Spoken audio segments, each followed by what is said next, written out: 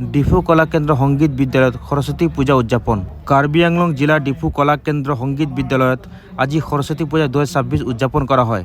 কাৰ্বি আংলং জিলাৰ আয়ুক্ত মহোদয় শ্ৰীমান অৰণ্য শইকীয়া উপস্থিত থাকে। ডিফু কলাকেন্দ্ৰ সংগীত বিদ্যালয়ত এই পূজা উদযাপন কৰা হয় ছাত্ৰ ছাত্ৰী, শিক্ষক শিক্ষয়িত্ৰী আৰু স্থানীয় ৰাইজৰ উপস্থিতিত। ছাত্ৰ ছাত্ৰীসকলে সৰস্বতী দেৱীক পূজা কৰি জ্ঞান আৰু বিদ্যাৰ বাবে প্ৰাৰ্থনা কৰে।